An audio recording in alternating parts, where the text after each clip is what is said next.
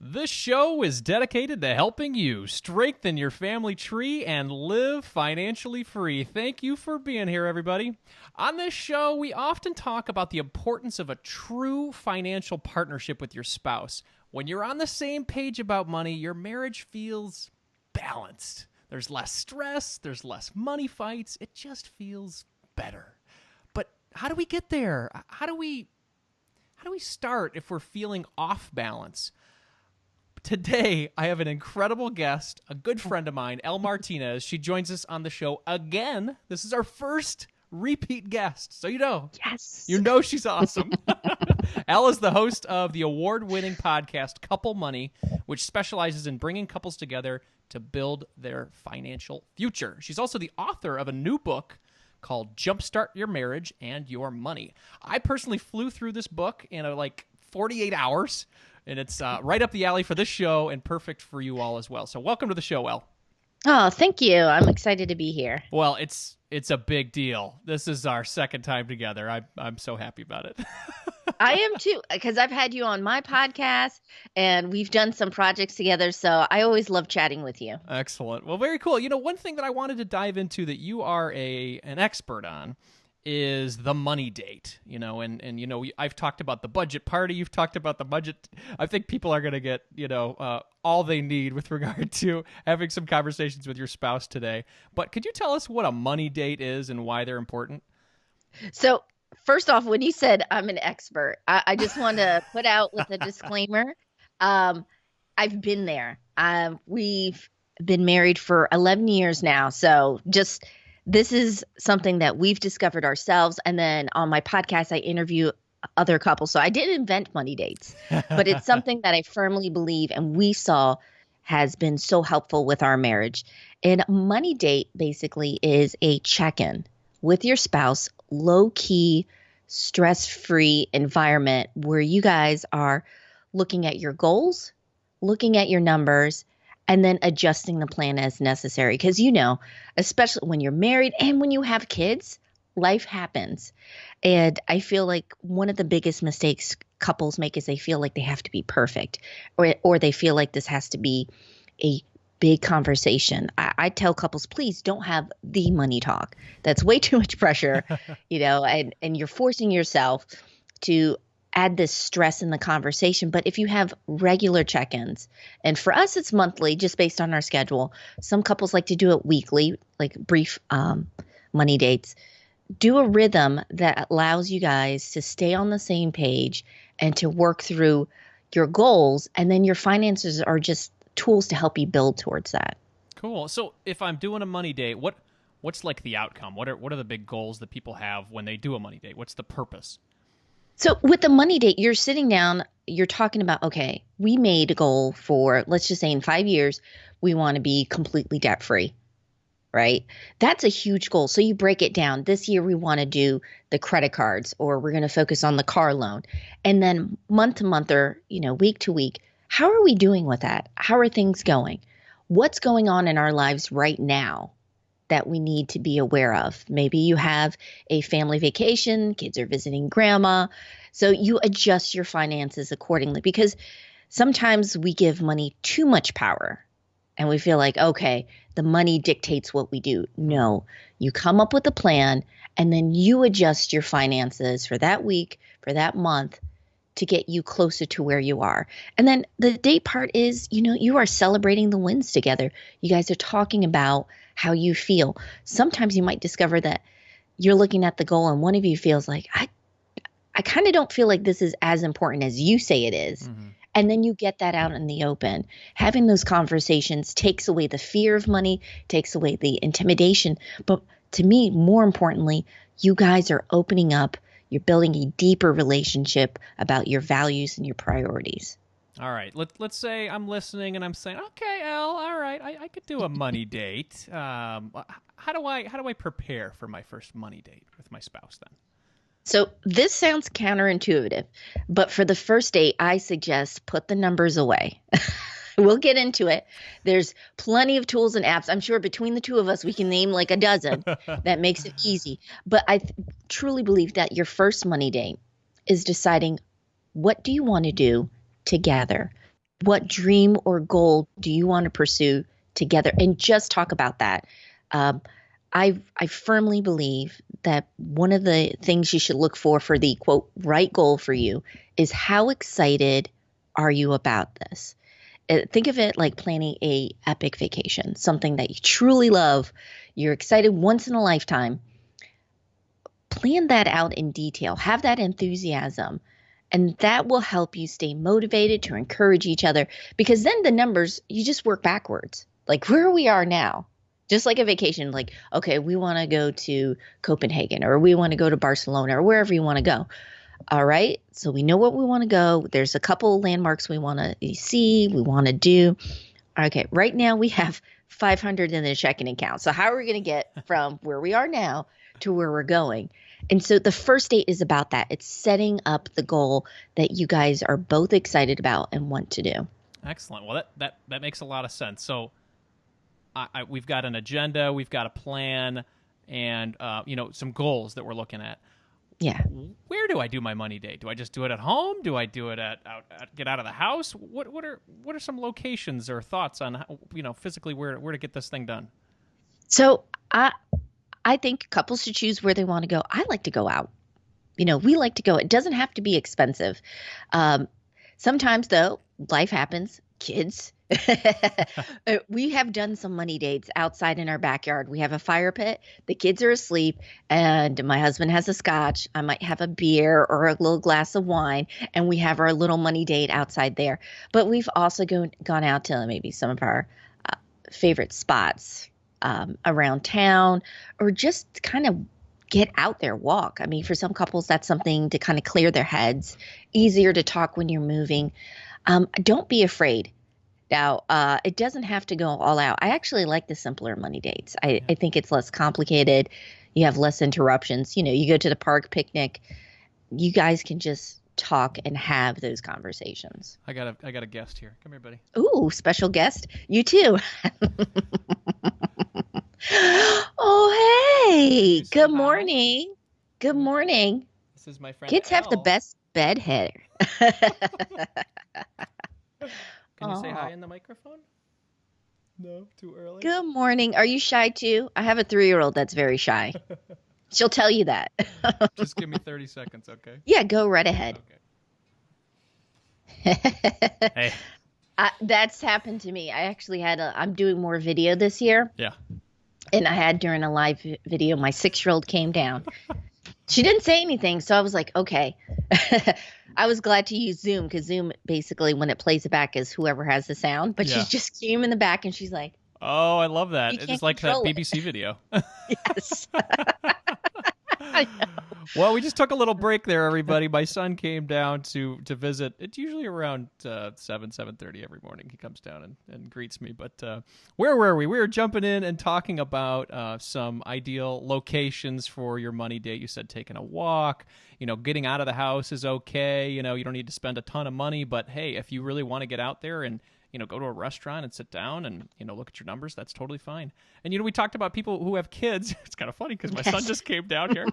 But if you're thinking, man, I have too many kids and too many responsibilities with these kids to even sit down and have these conversations, what advice would you have for people who say that?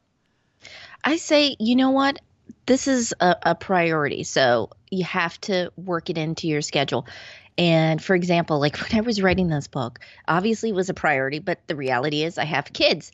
And you may see this, Andy, and have dealt with this, is if you do it in the middle of the day when they're awake, you're less likely to get it done. So for me, I had to wake up 5:30 in the morning and start writing this. Mm-hmm. And with money dates, we found that sometimes we have to do it after the kids are asleep. Yeah, that makes a ton of sense. My wife, it was so funny. My wife was crafting some emails yesterday during the day, just trying to catch up on some things. And this was after a 2.5-hour Lego session with her son.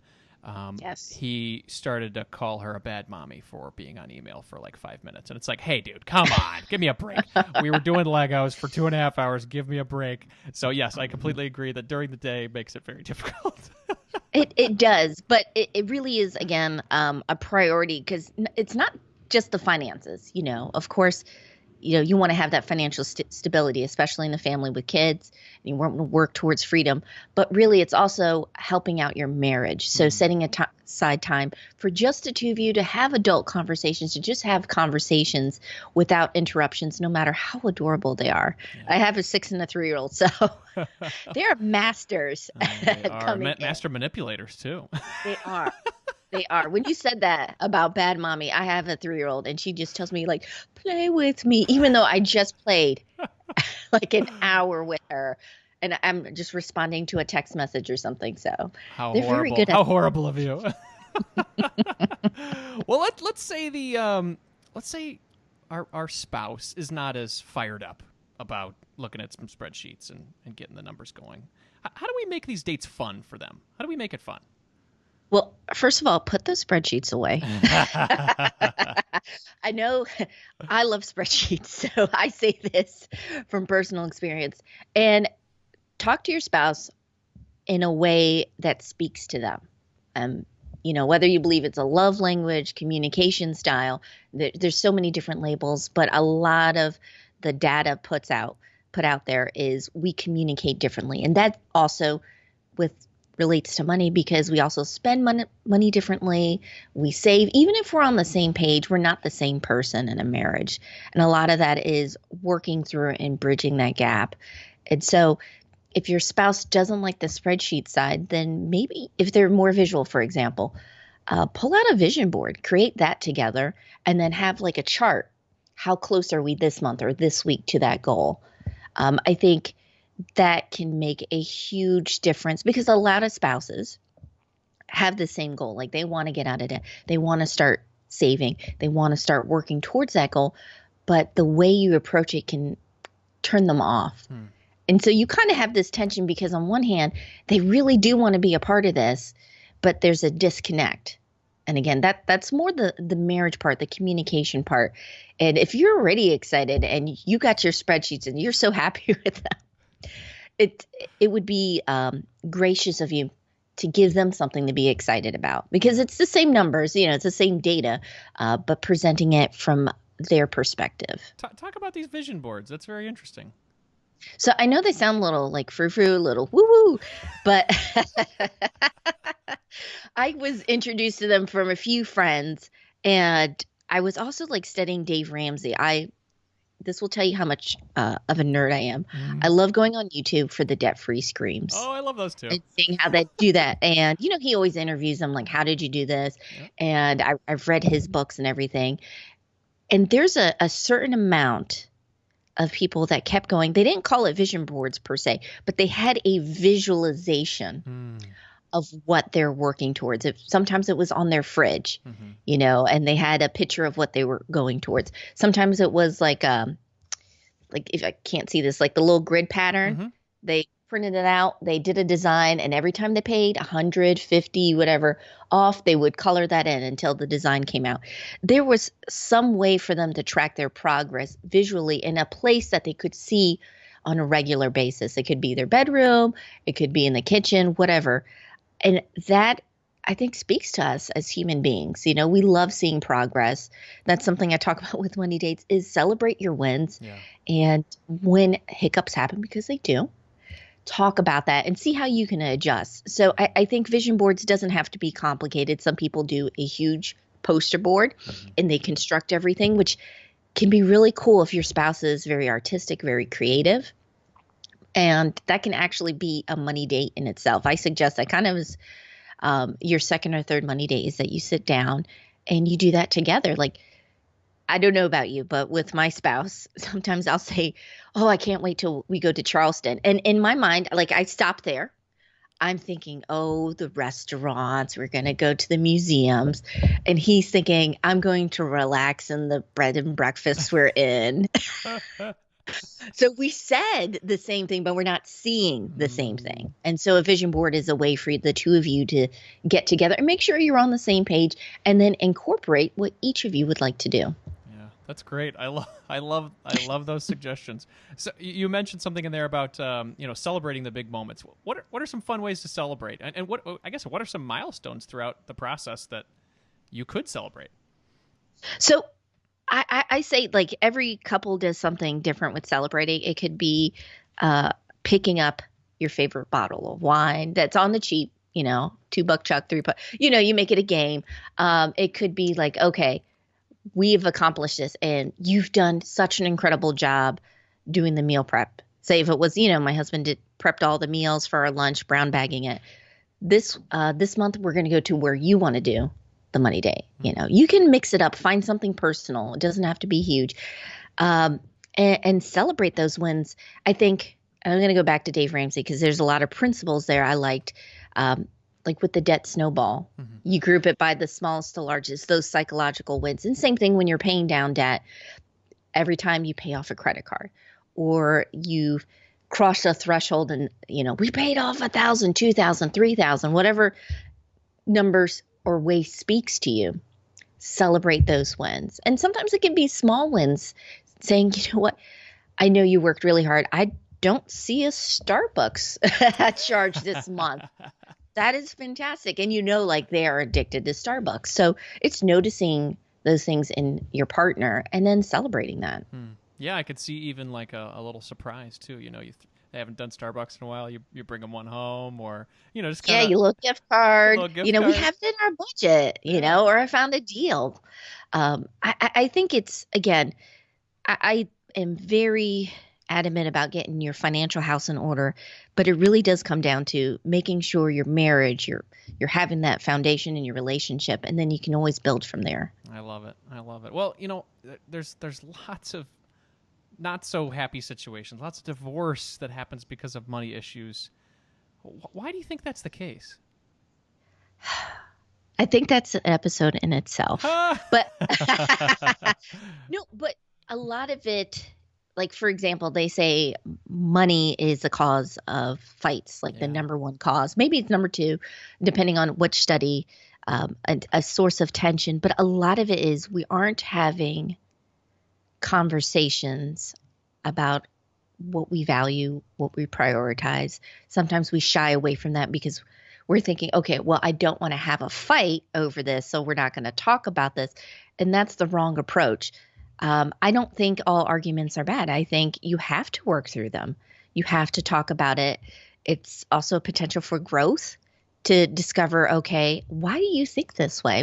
I don't think a lot of us, and I say us because, I'm in the thick of it. I write about personal finance for like 8.5 years. And I think on certain things I know, but at the same time, I don't. There's always something to learn from my husband, and I'm sure you feel the same way with your wife. Absolutely. We get all fired up. I'm not sure if you're the one that gets like fired up. I get fired. I just read about this. I get crazy. You should try this. Yeah. And he pulls me back. It's like, well, let's talk about our situation. Let's see what's going on. And I feel like, unfortunately, I've had some friends that have gone through divorce, and that was a factor. I'm not saying that was the factor. But the communication wasn't there. And that's an emotional distance, whether it's a physical distance. It's harder to try to work things through when you don't feel like you're on the same team. Yeah. Well, I ask, obviously, for the show purposes, but yeah, Nicole and I have some rough conversations sometimes, money conversations, where we're not seeing eye to eye. What's some, I guess, advice on finding that common ground when you don't see eye to eye? I mean, obviously, we've married this person because they are a good complement to us. We don't want to be the same person, like. And one of you is redundant. Exactly. One of you is redundant. So obviously, it's important to find common ground. How do we do that? So, like, one of the questions I got actually from people in the community, because I was talking about money dates, and that first money date was, we can't even agree on the big goal. And I said, then don't focus on the big goal at first. Focus on a small goal that you're both excited about. So, maybe talking about the long-term retirement or financial independence or freedom isn't the conversation to have right now, but you both agree that Express, MasterCard, or Visa, that store card has got to go. It is driving both of you crazy. Start with that. I'd rather couples start with something small that they both agree to, because it's like a muscle. You're building up that habit of having conversations, and then you'll have a win on your side. And that feels good, because you are a team, you are partners. And from there, start saying, okay, what's the next thing we can do together? What's the next thing we can do together? And so, yes, it might not be, quote, ideal. It might not be gazelle intense, but you're on the same page and you're moving in the right direction. I think that's absolutely critical.